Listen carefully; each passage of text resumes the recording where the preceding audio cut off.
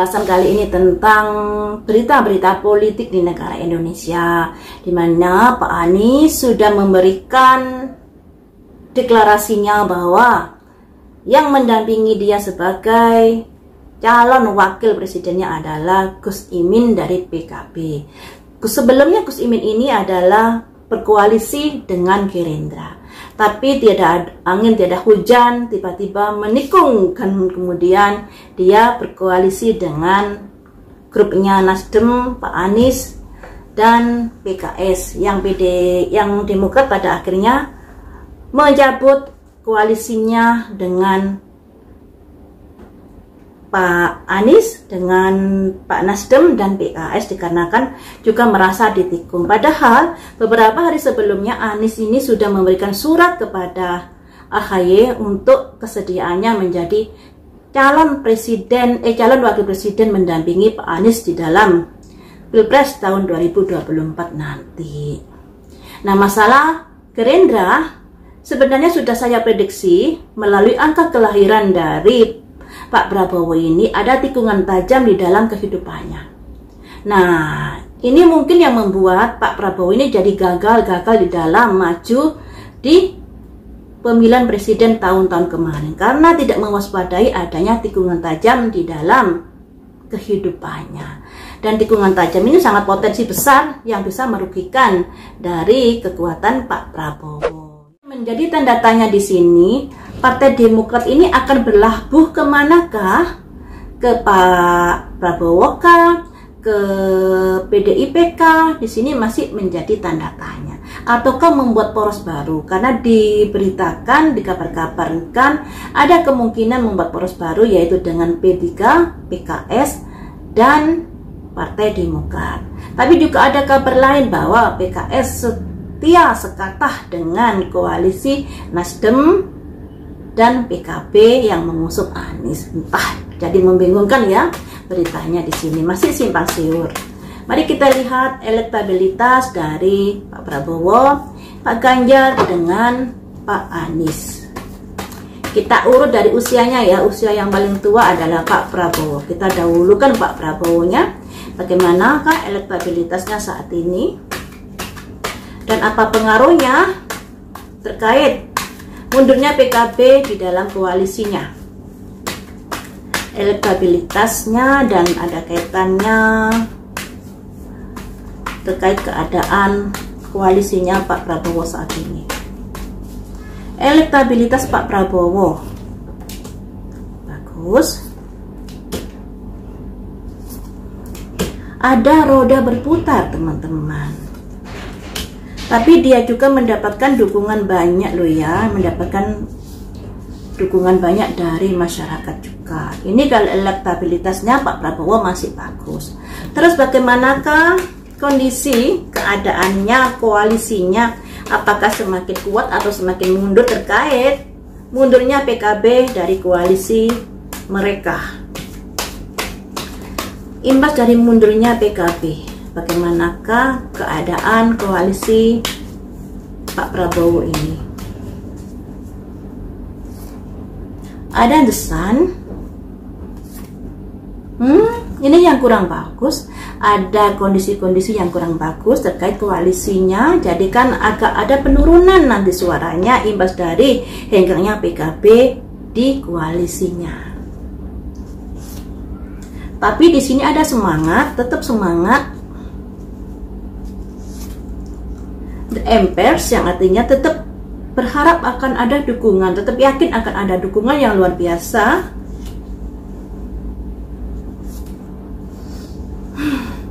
Hati-hati, ada tikungan tajam juga di sini di kartunya. Jadi teman-teman, untuk elektabilitas Pak Prabowo ini bisa dikatakan masih bagus. Ya, masih bagus. Masih ada perhatian dari masyarakat yang begitu mensupport Pak Prabowo ini. Dan di sini mengenai PKB yang sudah hengkang dari koalisinya, ini merupakan sebuah masalah juga buat Pak Prabowo. Ada simbol 2 ini yang kurang bagus. Pedang 9 dan pedang 10. Pedang 9 ini sebuah kondisi yang mengalami apa ya, yang tadinya solid kuat dengan adanya PKB, tapi dengan adanya PKB hengkang ini ada masalah-masalah baru yang harus diselesaikan. Imbas dari hengkangnya PKB tentunya bisa diartikan pengurangan suara dan lain sebagainya. Dan di sini ada pedang 10 untuk Pak Prabowo. Hati-hati, hati-hati dalam tikungan tajam. Ya, tikungan tajam ini PKB sudah menikungmu. Apakah nanti ada tikungan tajam lagi? Makanya jangan sampai hal ini terjadi, harus semakin solid di dalam koalisinya. Ya, jangan sampai ada tikungan tajam lagi di sini. Karena di sini ada simbol pedang 10, teman-teman, yang artinya masih ada hal-hal yang perlu diwaspadai di dalam koalisi dari Pak Prabowo ini. Apalagi Pak Prabowo ini kan koalisi gemuk, yang mana mungkin dari partai-partai yang di dalam koalisi tersebut ingin kadernya menjadi calon wakil presiden, dan ketika nggak kesampaian bisa saja itu mundur.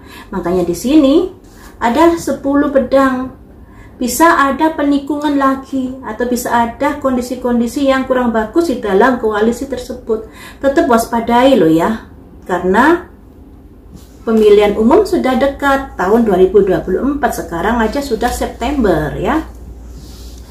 Ini untuk Pak Prabowo. Kemudian untuk Pak Ganjar bagaimana elektabilitas? Kalau Pak Ganjar ini kan kendaraannya PDIP. PDIP tanpa koalisi pun sudah memiliki tiket untuk maju ke Pilpres di tahun 2024. Lain dengan lain dengan Gerindra dan Nasdem ya, harus ada koalisi. Elektabilitas Pak Ganjar saat ini seperti apakah? Semakin solid kah atau gimana?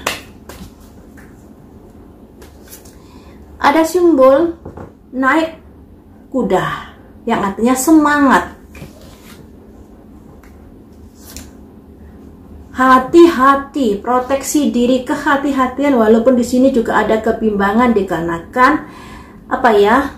Banyak partai yang lebih berpihak kepada Pak Prabowo daripada ke PDIP. PDIP hanya beberapa partai di sini, kayaknya partai P3 dan partai PSI kalau nggak salah ya. Selanjutnya, bagaimanakah elektabilitas Pak Ganjar di sini? Ada simbol ini menandakan masyarakat masih kurang apa ya, kurang ada yang mendukung, ada, tapi ada sebagian yang kurang respect kepada Pak Ganjar, dan itu adalah sebuah kewajaran loh ya, karena di sini masyarakat bebas memilih pada siapa yang akan dipilihnya nanti. Kemudian elektabilitas Pak Ganjar, ada kekuatan di sini, berusaha untuk menguatkan kembali. Ada simbol raja tongkat, teman-teman. Raja tongkat, raja ini status sosial yang tinggi, yang memiliki kekuasaan, memiliki wewenang.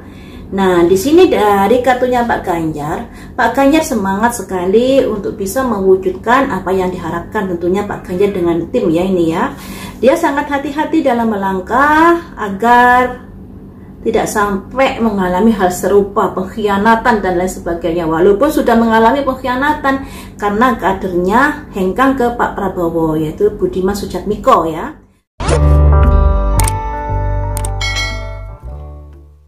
Dia adalah aktivis yang kala itu berseberangan dengan Pak Prabowo. Dan di sini malah mendukung Pak Prabowo. Ada apa keterangan yang nggak tahu saya.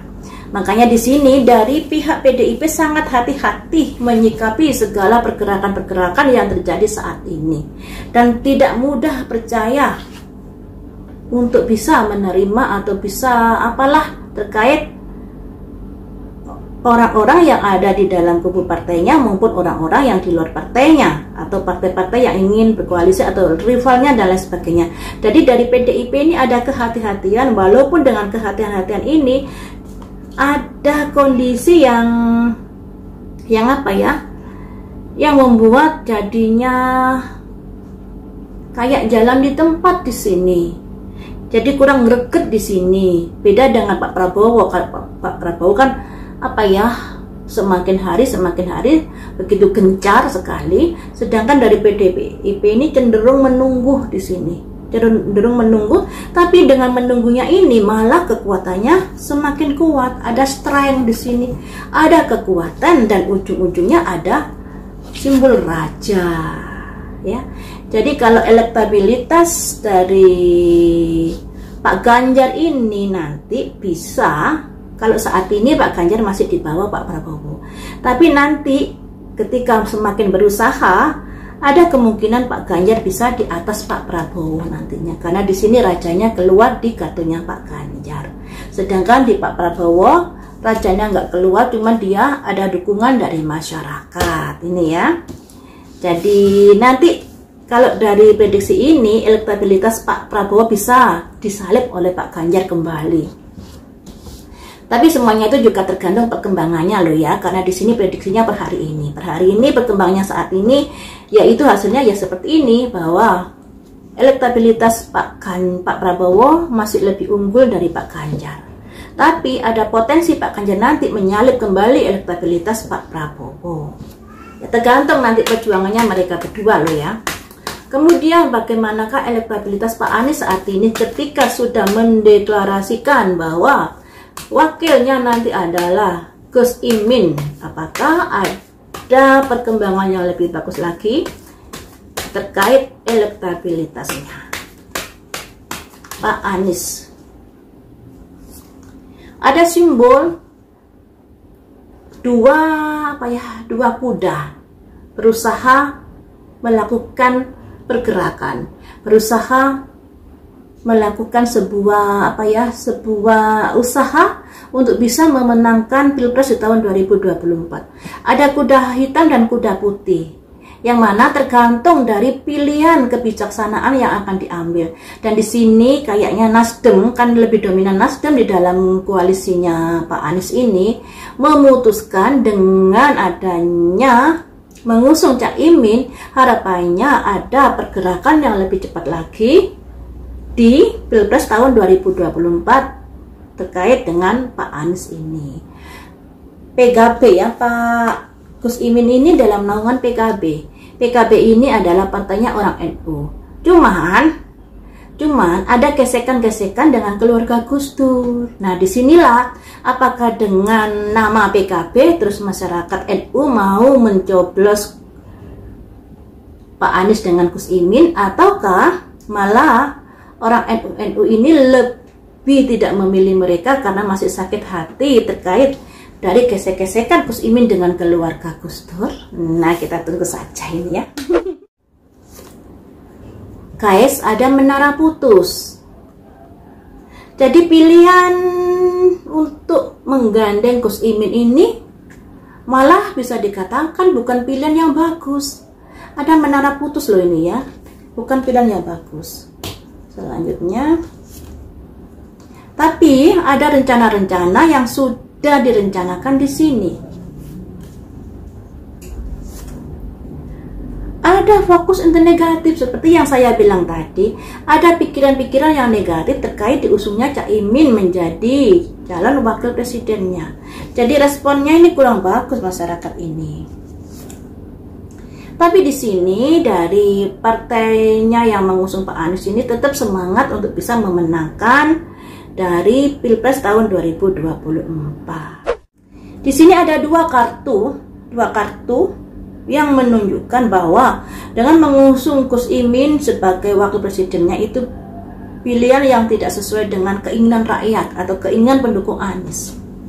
Ada transformasi perubahan mendadak yang sudah dilakukan dalam memilih sebuah kebijaksanaan yang pada akhirnya membuat pendukungnya menjadi mikir-mikir, saya mau nyoblos Pak Anies atau tidak karena wakilnya ini dan lain sebagainya. Dan inilah yang kurang bagus untuk Pak Anies ke depannya. Tapi di sini dari koalisi yang mengusung Pak Anies sangat optimis. Ada perencanaan untuk kedepannya, juga semangat untuk bisa memenangkan Pilpres tahun 2024. Jadi elektabilitas saat ini, hari ini masih dipegang Pak Prabowo, kemudian Pak Ganjar, kemudian Pak Anies. Nah, untuk Pak Prabowo hati-hati karena masih ada potensi tikungan tajam di dalam koalisinya, di dalam melakukan kebijaksanaan. Mungkin koalisinya tetap solid, tapi kebijaksanaan yang diambil akan bertentangan dan lain sebagainya. Bisa juga seperti itu, karena di sini ada tikungan tajam untuk Pak Prabowo, harus hati-hati.